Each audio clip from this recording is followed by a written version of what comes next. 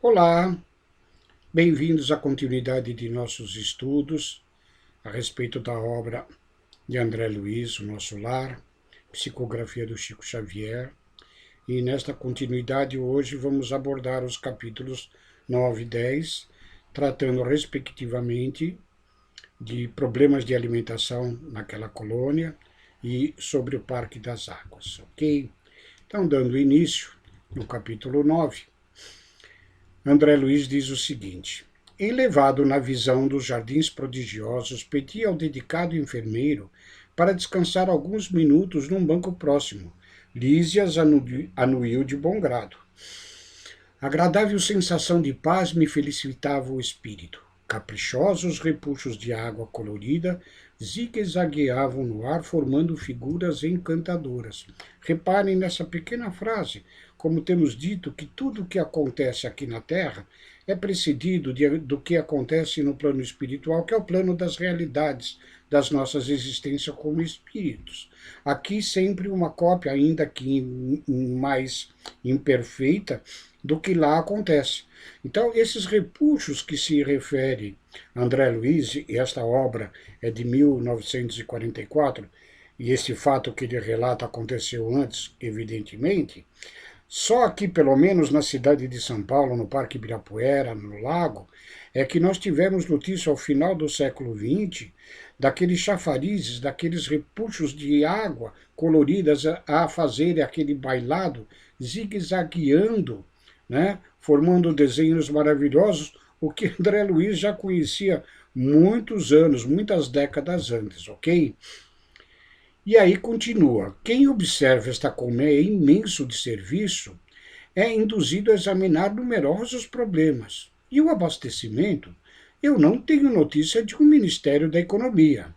Antigamente, explica Lísias, os serviços desta natureza assumiam feição mais destacada. Deliberou, porém, o atual governador atenuar todas as expressões de vida que nos recordassem os fenômenos puramente materiais, enquanto que, embora nosso lar seja uma colônia de transição entre a Terra e planos mais elevados, ainda assim, em função do nosso processo evolutivo, nosso lar se preocupa para mais nos espiritualizar do que nos deixar presos à matéria, à crosta terrestre, tá bom? As atividades de abastecimento ficaram assim reduzidas a simples serviços de distribuição sob o controle direto da governadoria. Aliás, a providência constitui medida das mais benéficas. Rezam os anais de que a nossa colônia, há um século, lutava com extremas dificuldades para adaptar os habitantes às leis de simplicidade. Muitos recém-chegados ao nosso lar duplicavam exigências.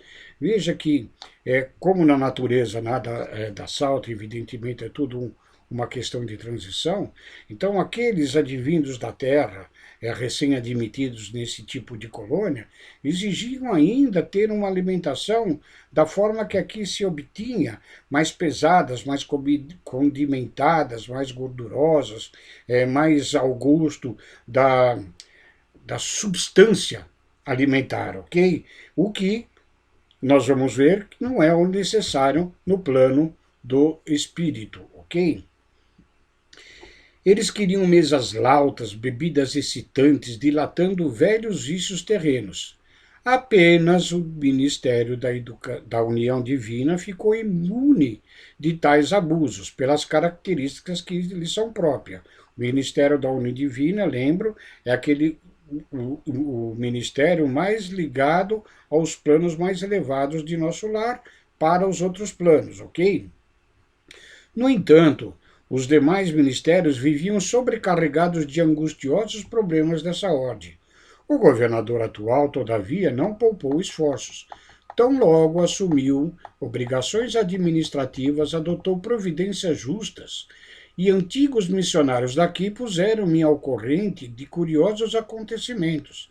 Disseram-me que, a pedido da governadoria, vieram 200 instrutores de uma esfera mais elevada a fim de espalharem novos conhecimentos relativos à ciência da respiração e da absorção dos princípios vitais da atmosfera. Já aqui na Terra, Emmanuel diz que na evolução do próprio planeta, nós sabemos estarmos numa das fases, numa das eras de transição do nosso planeta evoluir para um planeta de regeneração, nos ensina Emmanuel que a alimentação, ainda no âmbito da matéria, se dará muito mais pela respiração, absorvendo nutrientes existentes no ar e advindos da própria luz solar. Então, isso vai fazer com que, na evolução do planeta, na evolução espiritual nossa e, consequentemente, também na evolução da matéria que se constitui o nosso corpo físico hoje, também irá evoluir, né? Nós sabemos que a luz solar causa prodígios, as plantas mesmo que fazem a fotossíntese, retirando parte das substâncias para o seu crescimento da luz solar. Nós mesmo, ao contato do sol, né, processamos a vitamina D em nosso organismo, tão necessária, ok? Então, nada a estranhar destas informações mais adiantadas do plano espiritual, que com certeza para nós chegará num futuro talvez não tão longínquo assim. Realizaram-se assembleias numerosas para se obter essas explicações desses elementos, desses espíritos de camadas mais elevadas, né? Mas alguns colaboradores técnicos de nosso lar manifestavam-se contrários, alegando que a cidade é de transição e não seria justo nem possível desambientar imediatamente os homens desencarnados mediante exigências desse teor, sem grave perigo para as suas organizações espirituais. O governador, contudo, não desanimou. Prosseguiram as reuniões, providências e atividades durante 30 anos consecutivos.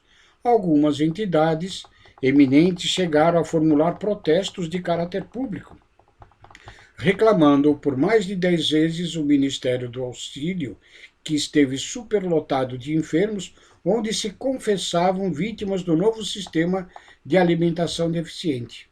Nesses períodos, os opositores da redução multiplicavam acusações. O governador, porém, jamais castigou alguém. Convocava os adversários da medida a palácio e expunha-lhes paternalmente os projetos e finalidades do regime. Destacava a superioridade dos métodos de espiritualização. Facilitava aos mais rebeldes, inimigos do novo processo, variava as excursões de estudo em planos mais elevados que o do nosso lar, ganhando assim maior número de adeptos. Vejo que o verdadeiro líder, como nos relata aí o governador, que está ali nos relatos atuais da época de André Luiz e Lisas, nessa conversa, que está na governadoria há mais de 100 anos, e que ele não pune ninguém, e pelo contrário, ele reafirma as necessidades de maior espiritualização e, inclusive, aqueles mais rebeldes, né, propicia talvez os passes para planos mais elevados para obterem maiores conhecimentos. Situações essas que talvez não fossem tão fáceis de serem permitidas, dado ainda a pequenez desses espíritos mais rebeldes em relação do seu desenvolvimento moral e intelectual em termos de espiritualidade. Ante pausa mais longa, reclamei interessado, André Luiz diz. Continue, por favor, meu caro Lisas, como terminou esta luta edificante? Depois de 21 anos de perseverantes demonstrações por parte da governadoria, aderiu o Ministério da Elevação, passando a abster-se apenas do indispensável. Além da União Divina, o Ministério da Elevação também passa a se utilizar desses recursos de alimentação mais espiritualizada. O mesmo não aconteceu, porém, com o Ministério do Esclarecimento, que demorou muito a assumir compromissos e em vista de numerosos espíritos dedicados às ciências matemáticas que ali trabalhavam. Eram eles os mais teimosos adversários, aqueles das ciências exatas, que aqui na Terra muitas das vezes, não agora, mas foi no passado, né, os mais céticos em relação da existência espiritual. Mecanizados nos processos de proteínas e carboidratos imprescindíveis aos veículos físicos, não cediam terreno nas concepções correspondentes daqui. Semanalmente enviavam ao governador longas observações e advertências repletas de análises e numerações, atingindo por vezes a imprudência. O velho governante, contudo, nunca agiu por si só. Requisitou a assistência de nobres mentores que nos orientam através do Ministério da União Divina e jamais deixou o menor boletim de esclarecimento sem exame minucioso. Enquanto argumentavam os cientistas e a governadoria contemporizava, formaram-se perigosos distúrbios no antigo Departamento de Regeneração, hoje transformado em Ministério. Encorajados pela rebeldia dos cooperadores do esclarecimento, os espíritos menos elevados que ali se recolhiam entregaram-se a condenáveis manifestações. Tudo isso provocou enormes cisões nos órgãos coletivos de nosso lar, dando ensejo a perigoso assalto das multidões obscuras do umbral, que tentaram invadir a cidade aproveitando brechas nos serviços de regeneração, onde grande número de colaboradores entretinha certo intercâmbio clandestino em virtude dos vícios da alimentação. Vejo que quando ele fala ali do assédio das forças do umbral, de espíritos ainda ligados mais à parte das trevas, ainda na ignorância das leis do amor e da fraternidade, são quando nós abrimos a guarda, quando nós abrimos brechas em nossas defesas, essas entidades tentam se manifestar e adentrar para tumultuar aquilo que é organizado, desorganizando tudo, ok? Da mesma forma que isso acontece com uma colônia como a de nosso lar, individualmente todos nós, quando abrimos brechas diante das nossas rebeldias perante o evangelho de luz de nosso Mestre Jesus, nós podemos ser sim assediados por espíritos ainda ignorantes destas leis divinas e nos tornarmos às vezes presas de algumas obsessões, ok? Dado o alarme destas tentativas de invadir a cidade por parte de multidões do umbral, o governador não se perturbou. Terríveis ameaças pairavam sobre todos. Ele, porém, solicitou audiência ao Ministério da União Divina e, depois de ouvir o nosso mais alto conselho, mandou fechar provisoriamente o Ministério da Comunicação, determinou funcionassem todos os calabouços da regeneração para isolamento dos recalcitrantes, advertiu o Ministério do Esclarecimento, cujas impertinências suportou por mais de 30 anos consecutivos. Proibiu temporariamente os auxílios às regiões inferiores e, pela primeira vez na sua administração, mandou ligar as baterias elétricas das muralhas da cidade, para emissão de dardos magnéticos a serviço da defesa comum. Não houve combate nem ofensiva da colônia, mas resistência resoluta. Por mais de 6 meses, os serviços de alimentação em nosso lar foram reduzidos à inalação de princípios vitais da atmosfera através da respiração e água misturada a elementos solares, elétricos e magnéticos. E assim é, meus amigos, que queremos nós, temos ainda o ensejo de evoluirmos, de nos estabelecermos em colônias mais elevadas, né?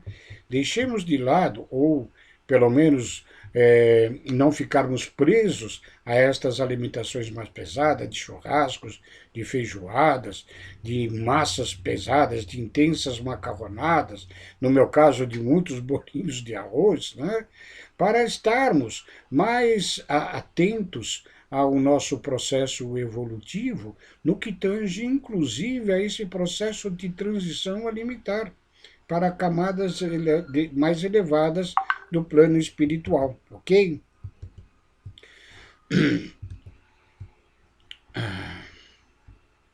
A colônia, então, com essas atitudes do governador ficou sabendo o que vem ser a indignação de um espírito manso e justo, que é o caso do governador. Fim do período mais agudo, a governadoria estava vitoriosa. O próprio Ministério do Esclarecimento reconheceu o erro e cooperou nos trabalhos de reajustamento. Houve nesses comenos regozijo público e diz que, em meio da alegria geral, o governador chorou sensibilizado, declarando que a compreensão geral constituía o verdadeiro prêmio ao seu coração. A cidade voltou ao movimento normal e o antigo departamento da regeneração foi convertido em ministério. Desde então, só existe maior suprimento de substâncias alimentícias que lembram a terra nos ministérios da regeneração e do auxílio, onde há sempre grandes números de necessitados. Nos demais, há somente o indispensável, isto é, todo o serviço de alimentação obedece à inexcedível sobriedade. Presentemente, todos reconhecem que a suposta impertinência do governador representou medida de elevado alcance para a nossa libertação espiritual. Reduziu-se a expressão física e surgiu um maravilhoso coeficiente de espiritualidade. Diante destes fatos aqui relatados a respeito da alimentação, dos problemas enfrentados em nosso lar e da conquista que este governador conseguiu e que os habitantes daquela colônia se tornam mais espiritualizados, nós notamos que no espaço que intermedia a publicação deste livro e final do século passado, início deste século XXI, né, nós temos visto a reencarnação de espíritos que mais comprometidos com alimentações mais naturais, com alimentações mais vegetarianas, até aquelas mais as veganas, né, que dispensam todo e qualquer produto de origem animal. Então, nós podemos deduzir daqui que estes espíritos que não são em nosso lar, problemas semelhantes devem ter acontecido em outras colônias, com maior ou menor resistência entre os seus habitantes, e hoje nós temos uma pleiade de espíritos reencarnantes mais preocupados com uma alimentação mais saudável, mais natural, mais simples, mais amena, menos prejudicial ao nosso organismo, que este, com certeza, nos processos evolutivos da própria matéria, hão de necessitar esta evolução na alimentação também. A Elísias lhe silenciou e eu, André Luiz, me entreguei a profundos pensamentos sobre a grande lição.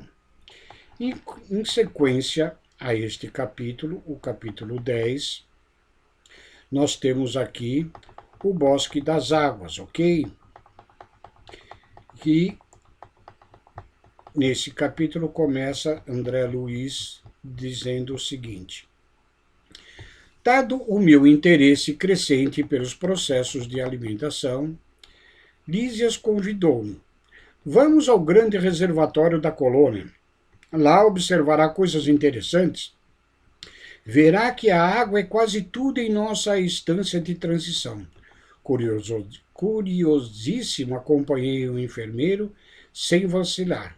Chegados a extenso ângulo da praça, o generoso amigo acrescentou: esperemos o aérobus. E aí uma referência do autor espiritual, que este aérobus é um grande carro aéreo que seria na Terra parecido com um grande funicular. Para quem não sabe, um funicular é uma daquelas espécies de máquinas de locomotivas usadas aqui na Serra do Mar para fazer subir aqueles vagões e antigamente entre o Porto de Santos e a cidade de Jundiaí, os carregamentos das produções de sacas de café. Esse funicular era aquela máquina que tracionava todos aqueles vagões de cargas, né? Tanto para descer, para que não despencasse na ladeira, como também para tracionar para ele subir. Tá? Possivelmente, eu não tenho conhecimento, na cidade do Rio de Janeiro, como André Luiz se refere, talvez tivesse um veículo semelhante, ou funicular. Então, esta é uma descrição para nosso entendimento que André Luiz dá a entender o que é um aerobus.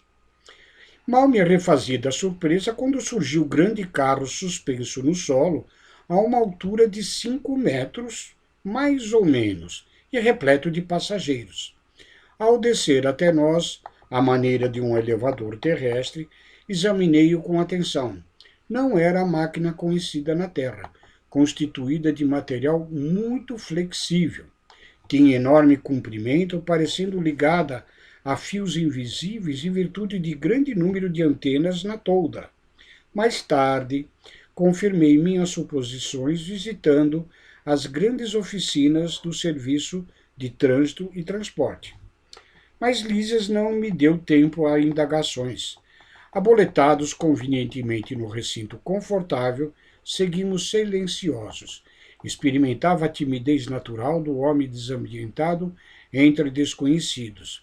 A velocidade era tanto que não permitia fixar os detalhes das construções escalonadas no extenso percurso.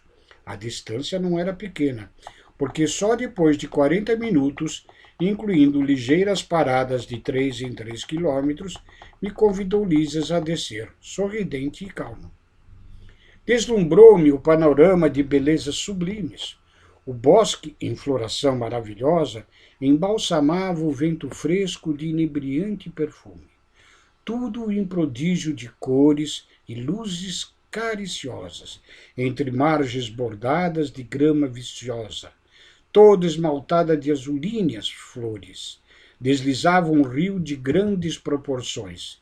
Se a gente já se surpreende da existência no plano espiritual de edifícios, de prédios, de vegetação, né?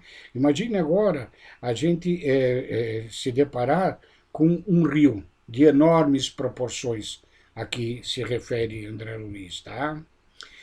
A corrente rolava tranquila, mas tão cristalina que parecia tonalizada em matiz celeste em vista dos reflexos do firmamento. Estradas largas cortavam a verdura da paisagem. Plantadas a espaços regulares, árvores frondosas ofereciam sombra amiga à maneira de pousos deliciosos, na mareira do sol confortador. Bancos de caprichosos formatos convidavam ao descanso. Muito provavelmente André Luiz, além de ter sido médico aqui, ou em outra encarnação que precedesse esta última, né, talvez tenha sido um poeta igualmente, pela forma com a qual ele se expressa. Notando meu deslumbramento, Liz explicou. Estamos no Bosque das Águas. Temos aqui uma das mais belas regiões de nosso lar. Trata-se de um dos locais prediletos para a excursão dos amantes, que aqui vêm tecer as mais lindas promessas de amor e fidelidade para as experiências da terra. Aqui a comprovação de que as nossas uniões terrestres, na sua maioria, e quando nós temos a capacidade para tal, elas são previamente planejadas no plano dos espíritos, onde nós enlaçamos-nos com espíritos que temos que ter a afinidade, ou com espíritos mais em maiores sintonias conosco, para as nossas realizações da Terra. Então, nós vamos ver mais adiante nesta obra, né, os departamentos de auxílio nos processos reencarnatórios. Mas como já nos trata a Elísias no diálogo com André Luiz, né? É, por exemplo, num destes bosques maravilhosos, onde os seres interessados no retorno à Terra fazem o seu planejamento familiar.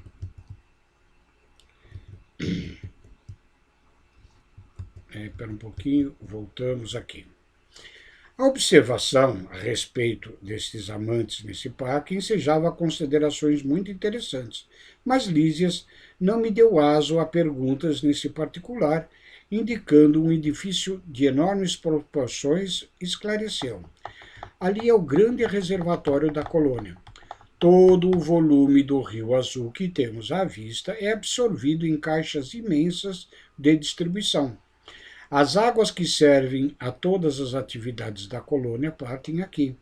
Em seguida, reúne-se novamente abaixo dos serviços de regeneração e voltam a constituir o rio, que prossegue o curso normal rumo ao grande oceano de substâncias invisíveis para a Terra. Okay?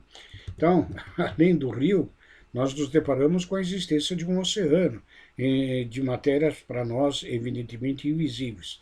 E aqui já esclarecemos que, como hoje nós sabemos que a nossa percepção de sentido óptico, auditivo mesmo, né, elas percebem pequenas escalas vibracionais, quando em vibrações muito diferentes das que os nossos sentidos podem perceber, se tornam para nós totalmente invisíveis.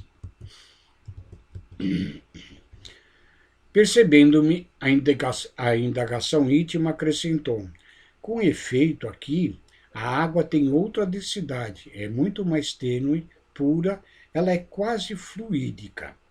Notando as magníficas construções que me fronteavam, interroguei: a que ministério está feito o serviço de distribuição? Imagine, elucidou Liz, que este é um dos raros serviços materiais do Ministério da União Divina.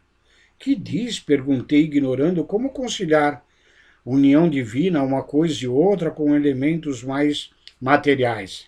Aí o visitador sorriu e obtemperou prazeroso. Na Terra, quase ninguém cogita seriamente de conhecer a importância da água. Em nosso lar, contudo, outros são os conhecimentos. Nos círculos religiosos do planeta ensinam que o Senhor criou as águas.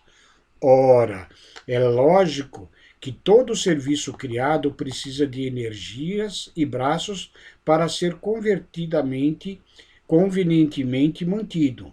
Nesta cidade espiritual, aprendemos a agradecer ao Pai e aos seus divinos colaboradores semelhantes dádiva. Conhecendo-a mais intimamente, sabemos que a água é veículo dos mais poderosos para os fluidos de qualquer natureza. Aqui, ela é empregada, sobretudo, como alimento e remédio. Hoje, através da ciência terrena, nós sabemos que toda a alimentação que nós obtemos, os sais minerais, as vitaminas contidas nos alimentos, os processos, as gorduras, os lipídios, né? Todos esses processos, eles alimentam, dão energia, os açúcares, inclusive, né? Os sais minerais, eles energizam e alimentam as nossas células, as que existem. No entanto, a renovação das nossas células, que morrem cotidianamente aos bilhões ou trilhões, elas são produzidas pela água. Né? É o elemento aquoso que vai fazer com que as células sejam reconstituídas, enquanto que todas as outras formas de alimentação nada mais fazem do que energizar as células existentes. Por isso que um ser humano sem alimentação, ele pode durar dias e talvez semanas, mas sem a água, a duração da sua existência é bem diminuta, porque todas as células que vão morrendo no organismo, elas não vão sendo recompostas. Então, daí a importância vital da água em nossa existência. E também não só terrena, como estamos vendo, também no plano do perispírito, matéria mais sutil do que o nosso corpo terrestre.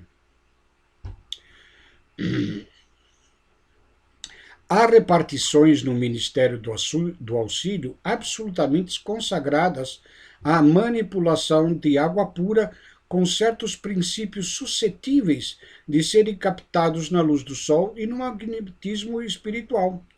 Na maioria das regiões da extensa colônia, o sistema de alimentação tem aí as suas bases. Acontece, porém, que só os ministérios da União Divina são detentores de maior padrão de espiritualidade superior entre nós, cabendo-lhes, então, a magnetização geral das águas do Rio Azul, a fim de que sirvam a todos os habitantes de nosso lar, com a pureza imprescindível. Fazem eles o serviço inicial de limpeza e os institutos realizam trabalhos específicos no suprimento de substâncias alimentares e curativas.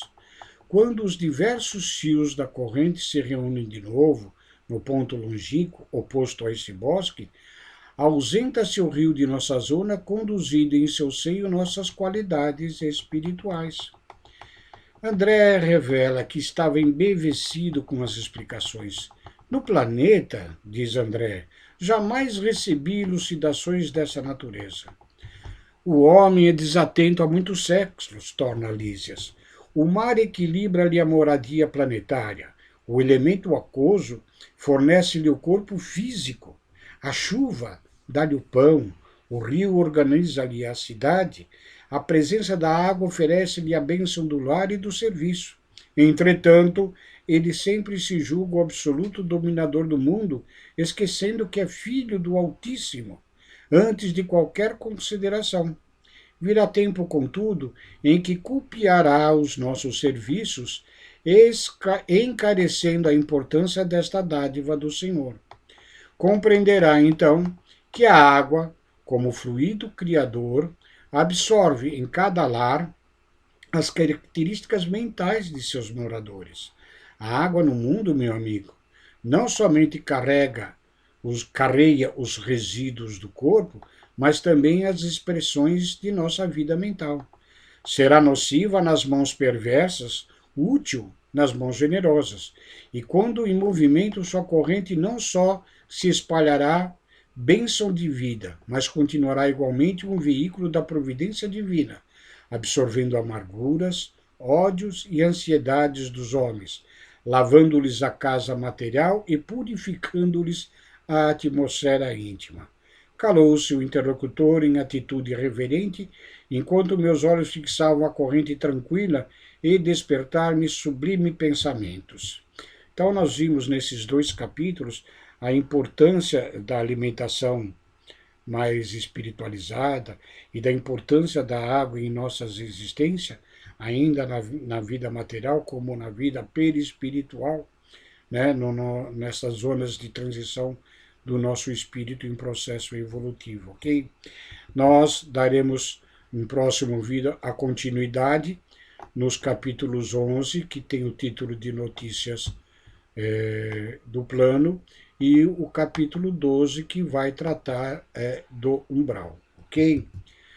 Obrigados pelo acompanhamento desta série, e todos aqueles que desejam, como eu, estar divulgando a nossa doutrina, juntamente com o Evangelho de Jesus, que possam compartilhar estes vídeos, evidentemente, àqueles que se interessam pela matéria.